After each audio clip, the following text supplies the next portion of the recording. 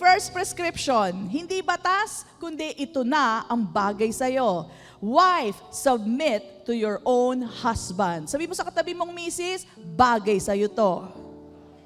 Ayan. Kung hindi mo magawa, wala namang huhuli sa inyo. Okay? Pero if you get it by revelation, bagay na bagay sa'yo. Amen? Alright. So alam ko natatawa kayo. Kasi alam nyo ba, hirap na hirap ako dito dati. Sobrang hirap. Wife, submit to your own husband. Own husband lang ha. Hindi sa lahat ng kalalakihan. Okay? So what does it imply? It means, kayong mga misis, magsasubmit kayo sa sarili nyong asawa, susundin nyo kung anong sabihin nyo, pero kayo, on your own, let's say you're in work, right? You can still be a leader. Amen. Hindi lahat ng lalaki magsasubmit ka sa kanila. Hindi. Only to your own husband.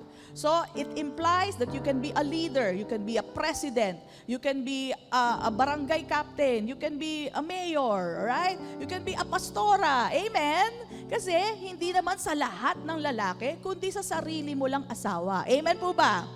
Okay. So, not to all males. That's why it's an implication that pwede tayong mag-lead. Submission means a life of humility. Ayun, sabi ganun. Alam nyo ba, dati, yan ang problema ko. Sabi ko kay Lord noon, Lord, alam nyo, lahat naman sa word nyo, tanggap ko eh. Pero itong word na to, itong submission, talagang Lord, hindi ko maisip kung paano ko gagawin to. Promise, yan po sinabi ko kay Lord noon. Saksi ko po si Sister Gemma, yung asawa ni Pastor Rick, no? I was telling her, ang hirap. Sabi ko ganyan, explain ko sa inyo ang background ko sa mga hindi pa nakakilala sa akin. So, before Pastor Mike and I got married, okay, I belong to a family kung saan reyna si nanay. As in, siya ang malakas ang boses at siya ang nasusunod. Yun po ang pamilya namin. Okay? At ang tatay ko, grabe, santo, napakabait. Sobrang bait.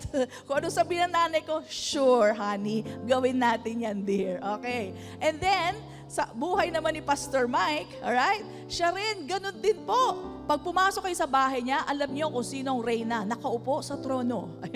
Yung nanay niya, ang taas ng buhok noon, talagang nakaporma yun. Tapos, siya po, ang pinakamalakas ng boses, alright? At ang tatay ni Pastor Mike, kabait-bait, kasing bait ng tatay ko. Kung ano sabihin ni nanay, kung ano sabihin ng mami ni Pastor Mike, yes dear, okay dear, no problem dear, ganon. So, nung po hindi pa kami kasal, ganon na po ang pamilya namin. Nung kami naman po ay kinasal na. So, parehas lang po. Kasi yun ang nakalakihan namin. Si nanay ang boss. Si nanay ang donya. So, it's not that ganun yung personality ko, but yun ang nakalakihan namin. So, kung anong sabihin ko, si Pastor Mike, okay, sige, gawin natin yan. Sige, good, approve. Ganyan lahat sa akin si Pastor Mike. Okay? So, yun po naging buhay namin. Actually, Christian na po ako. Si Pastor Mike din tumanggap na, kaya lang hindi pa kami really into the Word. But when he really realized, nagkaroon na po siya ng revelation, he was just a volunteer back then as a pastor, na-realize niya, ako palang leader ng pamilya, doon na po kami nagka-problema. Kung kailan pa nagkaroon siya ng revelation, doon ako nagka-problema. Sabi ko, ba't ganito to? Biglang siya na may authority, siya na yung leader. Nanibago po ako. So, syempre, hirap na hirap po akong makisama o makisabay sa kanyang revelation. And I was telling Sister Gemma, sabi ko, iyan lang talaga eh. Hirap na hirap ako dyan. Sabi ko, Lord, please, lahat naman nasusunod ko. Ganun pa yung salita ko noon. Pero itong word na submission, hirap na hirap ako. Until finally, of course, the Lord dealt with me. Kaya lahat may pag-asa eh. Alam niyo yun? Kung nahihirapan tayo. I kept on reading that verse and one time, it just ministered to me. I realized, why not? Oo nga no, tama nga na mag-submit ang asawang babae sa lalaki. Alright? And you know what? From good to better to best ang naging marriage po namin ni Pastor Mike. Alright? So good na noon, it became better, and then it became the best thing. Alright? Bakit po? Kasi si Pastor Mike, nung nakita niya na nagsasubmit na ako, alam niyo po, he becomes kinder as well to me. Wala nang away, wala nang clash. Diba? Kasi dati may clashing eh. So gusto niya, hindi naman niya pinipilit sa akin yung authority niya, but the thing is, you know, he sees me lumalaban. Hindi naman yung laban na sobra. Sabi niya katulad nito, huwag ka na pumunta sa reunion nyo. So, ang dati, ganito ako, bakit? Classmate ko yung mga yun Ba't hindi mo ako papayagan? Ganon. Pero nung may revelation na ako of submission, sabi niya sa akin, huwag ka na pumunta sa reunion nyo. Sabi ko, okay. Sabi niya, okay. Alam niyo nangyari? Pinayagan din ako. Kasi alam niyo, ang mga mister niyo, dahil mahal naman kayo ng inyong mister. Amen! Pag nakita niya nagsasubmit kayo, nag-give in din sila. Kasi parang, ay, pumayag. Di ba? So pagbibigyan ka rin. Tapos sabi niya sa akin, sige, punta ka na. 2 hours lang Grabe, reunion, 2 hours. Uumpisa pa lang, tapos na.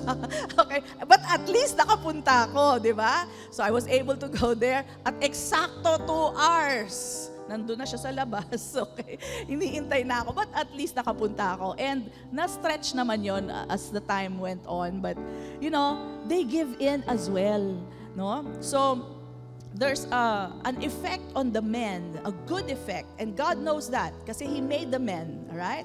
When you submit to them, they, in turn, give way to you. All right? Dahil mahal kayo ng asawa nyo. Amen! Okay? So, yung po ang effect ng submission. Submission is not a bad word. It's a good word.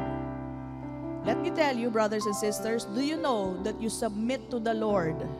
Right? Submission is our way of life. Every time you hear the word and you say, Amen, do you know that you are submitting to the Lord? Amen? You are submitting to the Lord. That's our way of life with the Lord. We submit to Him. Now submit to your husband as you submit unto the Lord. Ganun lang po yun. Yung iba sasabihin, ay nako pastora, hindi mo kilala asawa ko, hindi ka submit. O, di ba? Ganyan yan Okay, that's not your part. Hindi mo nasagot yung asawa mo, ang sagot mo yung part mo. Amen? Yun lang ang sagot mo Yun, sagot na nila kay Lord. Yung kung hindi sila kasubmit, pero kayo, magsasubmit pa rin ako. Pag tayo po, when we are submissive, when we are humble, sabihin natin humble, okay? Yun po ay may grace na kalakip. Okay? But when we are proud, there is no grace for that.